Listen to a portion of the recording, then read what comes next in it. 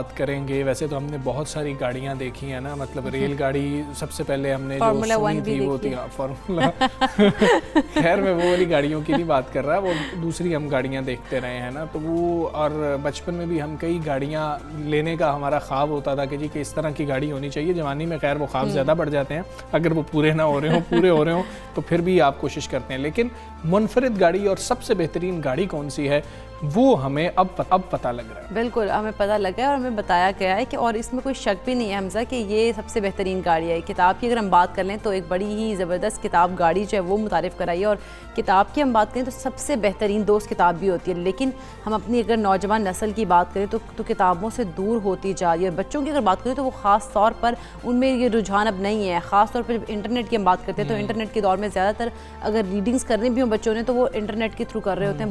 Book reading والا concept ختم ہوتا جا رہا ہے. اور سوال یہ ہے کہ انٹرنیٹ کے ذریعے ہم کتنی ریڈنگ کر رہے ہوتے ہیں اور کتنا اپنا وقت ضائع کر رہے ہوتے ہیں یہ ہم سب جانتے ہیں. ایک دوسرے کو بتانے کی کوئی ضرورت نہیں ہے. لیپ ٹاپ، کمپیوٹرز، موبائل اور آئی پیڈ اب بچوں کو بآسانی میسر ہو چکے ہیں، اور کام کے بہانے اب زیادہ تر وقت انٹرنیٹ سرفنگ کرتے ہی گزر جاتا ہے. اور بچوں میں مطالعے کی عادت کو پروان چڑھانے کے لیے ادارہ تعلیم و آگہی نے ایک نئے مشن کا آغاز کیا ہے، اور یہ ایک نئی گاڑی ہے جس کا ہم ذکر آج کر بالکل ایسے ہی ہے، اور جس کا مقصد یہ ہے کہ بچوں کو کتابوں اور مطالعے سے محبت کرنے کی ترغیب دی جائے. اور اس مقصد کے تحت کتاب گاڑی کا ایک منفرد سا پروجیکٹ انہوں نے شروع کیا ہے. موبائل رکشہ گاڑی میں 16 سال سے زائد عمر کے بچوں اور اساتذہ کے لیے مختلف موضوعات پر 500 سے زائد کتابیں رکھی گئی ہیں. اور اس پروجیکٹ کا ٹارگٹ اسکول جانے والے بچوں کے علاوہ وہ بچے بھی شامل ہیں جو کہ اسکول نہیں جا رہے ہوتے ہیں. حمزہ، اور اس کاوش کا مقصد بچوں میں پڑھنے کا شوق پیدا کرنا ہے. اور وہ بچے جو کتابیں افورڈ نہیں کر سکتے ہیں، جو بچے کتابیں افورڈ نہیں کر سکتے ان کے پاس یہ سارے گیجٹس کہاں سے آئیں گے کہ جہاں سے وہ پڑھ رہے ہوں گے. تو جب وہ خریدنے کی سقت نہیں رکھتے ہیں تو ان کو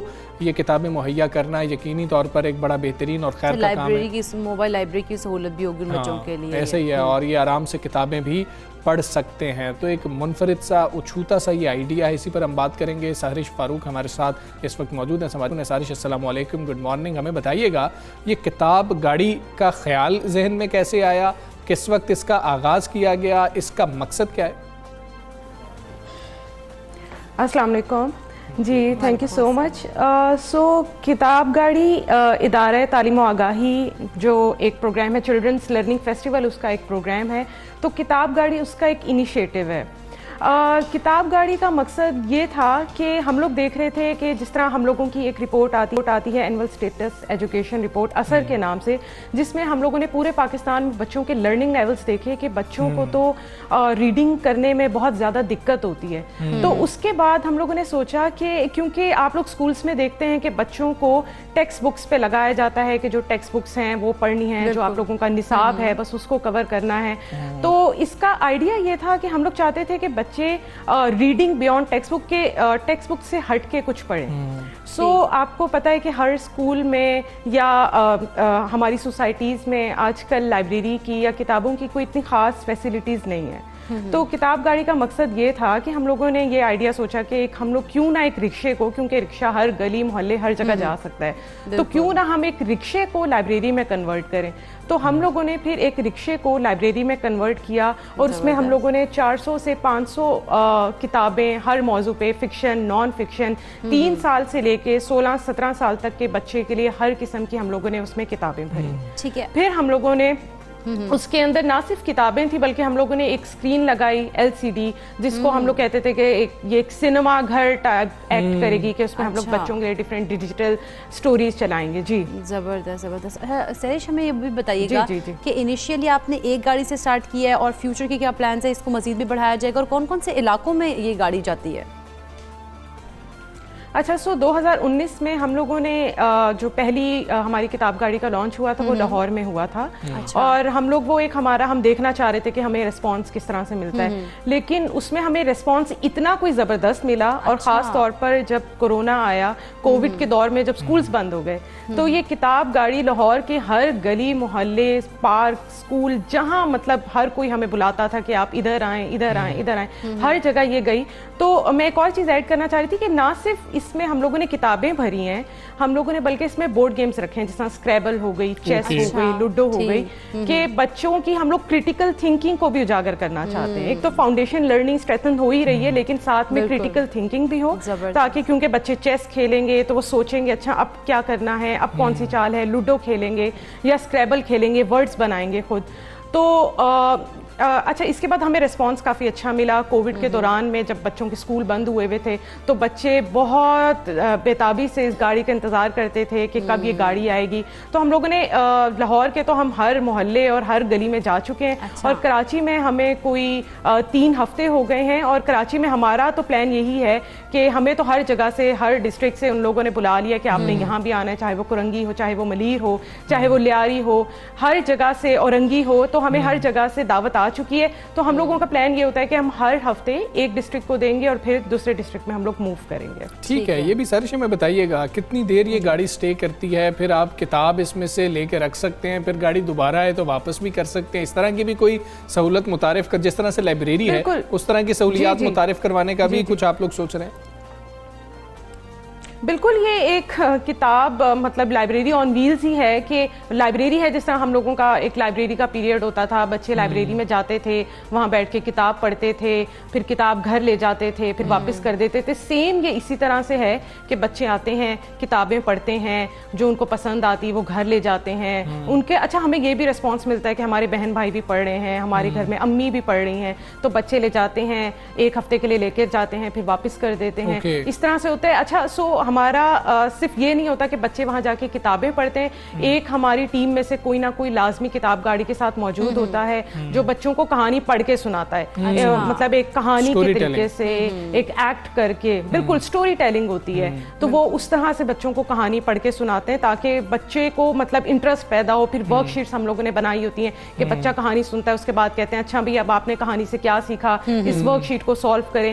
تو مختلف قسم کی آرٹس اینڈ کرافٹس کی ایکٹیویٹیز ہوتی ہیں, بچے اوریگیمی کرتے ہیں, کاغذ کے ساتھ ڈفرینٹ چیزیں بناتے ہیں. تو صرف یہ ایک لائبریری یا کتابوں والی چیز نہیں ہے کہ بچوں نے آ کے پڑھنا ہے, بلکہ اور بھی مختلف چیزیں ہیں. زبردست. اچھا سہرش, یہ بتائیے گا جس طرح سے, کیونکہ ہم دیکھیں کہ رجحان تو بہت کم ہو گیا نا بک ریڈنگ کا, لیکن اب جس طرح سے اس طرح کے انیشیٹو آپ لوگوں نے بھی لیے, آپ کے ادارے نے بھی لیے ہیں, تو اب اگر ہم نے بک ریڈنگ کو مزید ہم لوگوں نے کرنا ہے تو اس میں ہمیں کیا اقدامات کرنے ہوں گے مزید بھی؟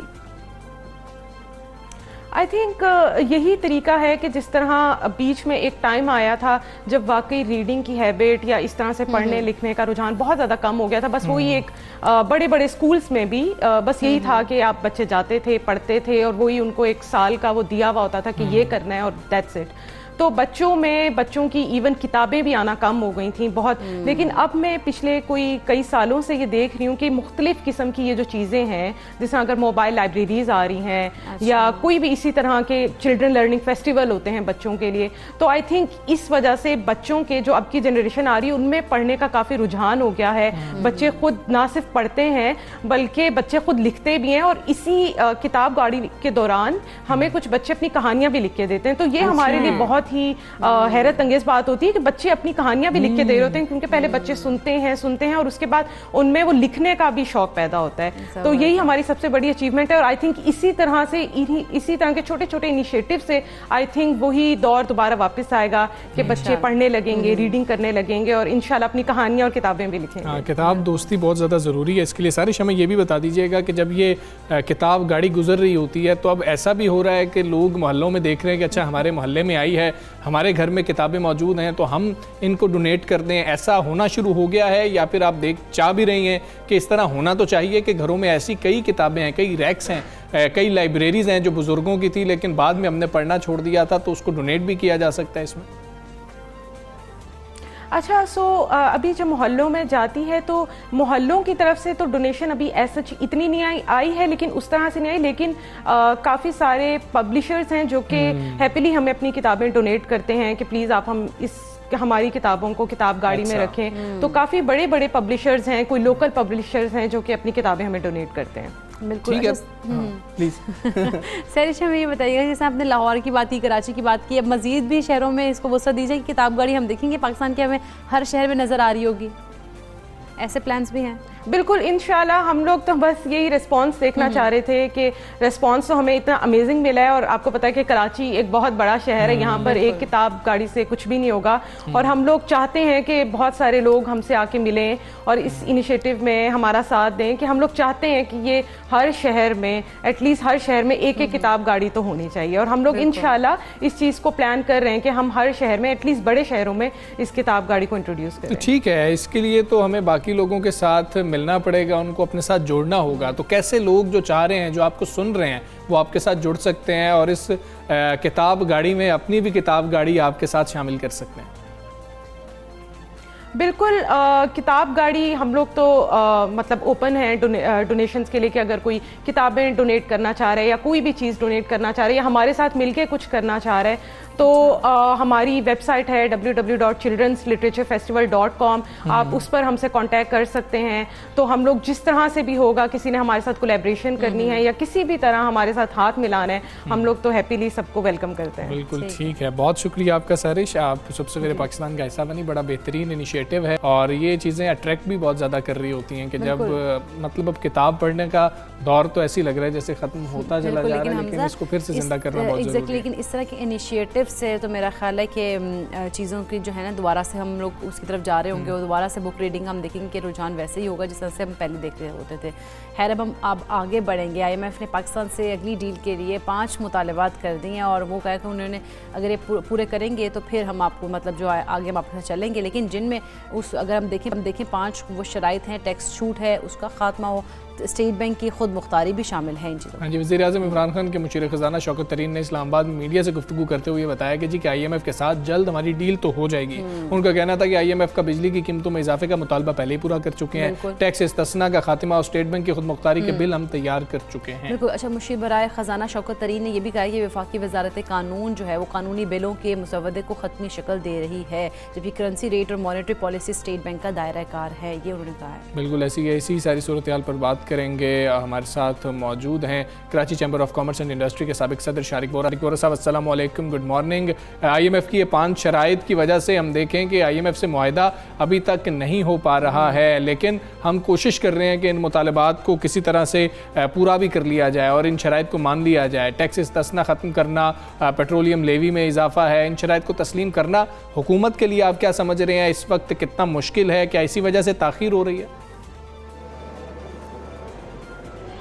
गुड मॉर्निंग, बिस्मिल्लाहिर्रहमानिर्रहीम। IMF के जितने मुतालबात कल शौकत तरीन साहब ने बताए और जो हम इन लास्ट 2 मंथ्स हम पढ़ते आ रहे हैं अखबारात में, वो बेसिकली गवर्नेंस से ताल्लुक़ है उनका और पाकिस्तान की जो इकॉनमी की गवर्नेंस है उससे ताल्लुक़ है। तो देखना ये है कि क्या ये सिर्फ हम लोग इमोशनली IMF की इन चीज़ों को क्रिटिसाइज़ करते हैं कि ये बैनुल मुल्क का दबाव है, वो हमको अपना पॉलिटिकल स्लेव रखना चाहते हैं, या वाकई ही हमारी कुछ कोताही है जो हमको विदाउट IMF आस्किंग उसके मुतालबे के बगैर ही हमको कर लेना चाहिए।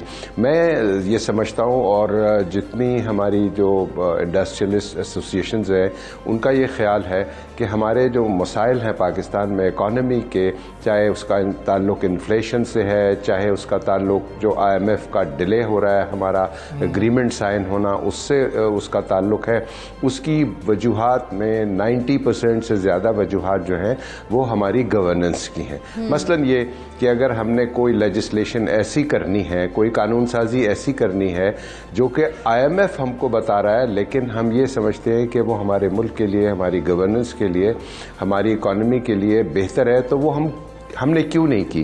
हर हुकूमत को यही चैलेंज होता है और फिर वो उसकी एक पॉलिटिकल साख जो है वो भी ख़राब हो रही होती है कि लोग और आवाम में ये तासुर फैलता है कि शायद हम IMF से कोई डिक्टेशन ले रहे हैं। मैं समझता हूँ कि जो IMF की नेगोशिएशंस हैं उसमें बहुत सारे ऐसे पहलू हैं जिनको हमको हमारी मिनिस्ट्रीज़ को ख़ुद कर लेना चाहिए। अब रहा सवाल ये कि क्या IMF की इन कंडीशंस को मानने के बाद हमारे मुल्क में इकॉनमी पर क्या असरात पड़ेंगे, क्या हमारा इन्फ्लेशन जो है वो बढ़ जाएगा, क्या हमारा करंट अकाउंट डेफिसिट बढ़ जाएगा, ये सारे इश्यूज जो हैं उसका कुछ ना कुछ ताल्लुक तो देखें होता है जब इकोनॉमी में इतना बड़ा मिसमैनेजमेंट होता है और जो लेंडर है जिसने आपको पैसे देने हैं उसने अपनी रीपेमेंट को इंश्योर करना है। अब वो इंश्योर कैसे करेगा? वो इंश्योर ऐसे ही करेगा कि वो आपको कहेगा कि आप अपनी बिजली के नर्ख बढ़ाएं, आप अपना पॉलिसी रेट बढ़ाएं। अभी सुनने में आ रहा है कि शायद आज जो है वो डिस्काउंट रेट में भी कुछ डिस्कशन होगी। अब इसके दो पहलू हैं, अगर तो डिस्काउंट रेट फिर दोबारा से बढ़ता है तो मैं समझता हूँ कि ये इंडस्ट्री के लिए ठीक नहीं होगा। एक बस इस कॉन्टेक्स्ट में मैं आपको बताऊं कि मैं कल एक स्टडी देख रहा था जिसमें वियतनाम ने 2015 से लेकर आज 2021 तक अपना पॉलिसी रेट अराउंड 6 to 6.5% रखा है। तो जो स्टेबिलिटी है थ्रू इंटरेस्ट रेट वो भी बहुत काउंट होती है, लेकिन अनफॉर्चुनेट ये है कि हमारे मुल्क में जो डिस्काउंट रेट है वो उसकी स्टेबिलिटी बड़ी अनस्टेबल है। वो हर 2 महीने बाद स्पेकुलेशन शुरू होती है, इंडस्ट्री को अपनी कॉस्ट को रीवैल्यूएट करना पड़ता है। मैं ये समझता हूँ कि हुकूमत के पास अब ये बड़ा अच्छा मौका है कि हमारी इंडस्ट्री जो है वो अब इंशाल्लाह टेक ऑफ कर रही है और इंपोर्ट सब्स्टिट्यूशन की बहुत इंडस्ट्री लग रही है। अल्हम्दुलिल्लाह हमारी एक्सपोर्ट्स बहुत बेहतर हो रही हैं, तो पॉलिसी रेट को अगर स्टेबल रखेंगे तो इकॉनमी को बहुत फ़ायदा होगा। ठीक है। अच्छा वोरा साहब, अगर हम बात करें IMF से जिससे मुज़ाकरात में डिले भी आ रहा है तो इससे कोई कारोबार या मईशत को नुकसान भी पहुंच रहा है? डायरेक्टली तो मैं समझता हूँ कि अनाउंसमेंट से कोई इतना बड़ा नुकसान नहीं पहुँच रहा, लेकिन एक ओवरऑल जो सेंटिमेंट है, जिस तरह आप समझे कि स्टॉक एक्सचेंज में जो प्लेयर्स होते हैं वो अगर हम ये समझते हैं कि वहाँ कोई एक्सप्लॉयटेशन का पहलू है तो वो डेफिनेटली इफ़ेक्ट होता है कि लोगों के बिलियंस डूब जाते हैं, बिलियंस बढ़ जाते हैं। तो IMF की जो अनाउंसमेंट है उससे आपकी एक इकोनॉमिक स्टेबिलिटी पर डेफिनेटली एक चैलेंज ज़रूर आता है, लेकिन मैं नहीं समझता कि उससे कोई हमारी एक्सपोर्ट पे या इंपोर्ट पे या हमारी अब दूसरी चीज़ों पर कोई असरअंदाज होता है। लेकिन रुपया मुस्तहकम तो मेरे ख्याल में जो हमारी जो IMF के साथ डील होती है, हमें किस्त मिल रही होती है, तो रुपया मुस्तहकम होता है।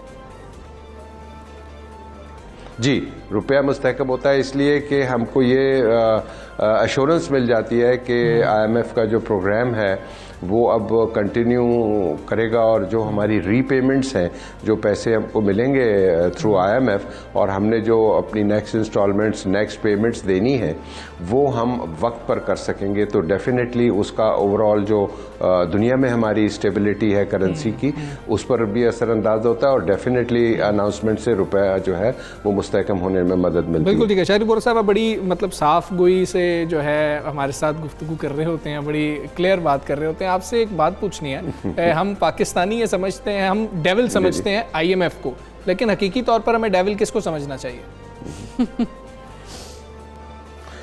हम तो डेविल अपनी गवर्नेंस और मिसमैनेजमेंट हमारी डेविल है। हमारी पॉलिसी, हमारा लॉन्ग टर्म प्लानिंग वो डेविल है। हम खुद अपने दुश्मन हैं। देखें, जब तक हम अपने घर को खुद ठीक नहीं करेंगे, और हम में पोटेंशियल है अल्हम्दुलिल्लाह, इस मुल्क में ऐसे लोग, ऐसे ब्रेन्स, ऐसे थिंक टैंक्स मौजूद हैं जो, और देखें हमारी इकॉनमी का साइज़ बहुत छोटा है, हमारे पास तो गुर्बत की इंतहा है। हमारे लोगों को 3 वक्त की रोटी चाहिए। अगर हम अपने लोगों को 3 वक्त की रोटी और बुनियादी सहूलियात फराहम करने के लिए भी प्लानिंग नहीं कर सकते तो फिर ब्लेम हमको खुद को देना चाहिए। IMF, वर्ल्ड बैंक को बुरा भला कहने से मैं समझता हूं कि हमारी इकोनॉमिक पॉलिसी फ्रेमवर्क डिस्टॉर्ट होती है। We should be honest, we should be realistic, और हमको ये देखना है कि बहुत सारी ऐसी चीज़ें जो मिनिस्ट्री ऑफ कॉमर्स कर सकती थी नहीं किया, मिनिस्ट्री ऑफ इंडस्ट्री कर सकती थी नहीं कर रही। इसी तरह सूबाई हुकूमतें हैं वो इकॉनमी के लिए कुछ नहीं कर रही। क्यों नहीं कर रही? आई थिंक जो रोल है फेडरल मिनिस्ट्रीज़ का वो भी रीडिफाइन होना चाहिए। फेडरल मिनिस्ट्रीज़ को चाहिए कि वो सूबों के साथ मिलकर इकॉनमी को ठीक करें, इसलिए कि अब हमारी इकॉनमी जो है उसमें बहुत सारी ऐसी चीज़ें हैं जो कि प्रोविंशियल गवर्नमेंट्स को ठीक करनी है। बिल्कुल ठीक है। शाहरियार वोरा साहब बहुत शुक्रिया आपका। सवेरे पाकिस्तान से आप बात कर रहे थे। एक ना मामला पता क्या है कि हम IMF को, वर्ल्ड बैंक को जिस तरह दूसरे होते हैं कि इन्होंने पता नहीं हमारे साथ क्या कर दिया। अगर आप अपने मोहल्ले के अंदर भी आपको ज़रूरत पड़ गई ना किसी से कर्ज लेने की, तो आप किसी के पास जाते हैं तो वो पूछता है कि आप पूरा किधर से करेंगे, क्या मुझे वापस कर पाएंगे कि नहीं कर पाएंगे। वो भी बड़ी सख्त شرائط رکھ رہے ہوتے ہیں. تو جب ہماری حالت یہ ہوتی ہے کہ ہمیں چاہیے ہو رہا ہوتا ہے تو انہوں نے اپنی شرائط رکھنی ہی ہوتی ہیں. ہمیں انٹرنلی اپنے معاملات بہتر کرنے کی ضرورت ہے. ہمیں انٹرنلی معاملات کو بہتر کرنے کی ضرورت ہے, اپنی گورننس کو بہتر کرنے کی ضرورت ہے. جس طرح سے شریف وورا صاحب بھی کہہ رہے ہیں کہ گورننس جو ہے ہماری وہ ڈیول ہے, اصل میں IMF ڈیول نہیں جس کو ہم ڈیول قرار دے رہے ہیں. ظاہر ہم تو ان سے مدد لینے کے لیے جا رہے ہیں اور وہ پھر اپنی شرائط رکھ رہے ہوتے ہیں اس کے اوپر, جس کا امپیکٹ پھر آ رہا ہوتا ہے معیشت کے اوپر. ہمیں ایک بریک لینی ہے جی, بریک کے بعد واپس آتے ہیں. Stay with us.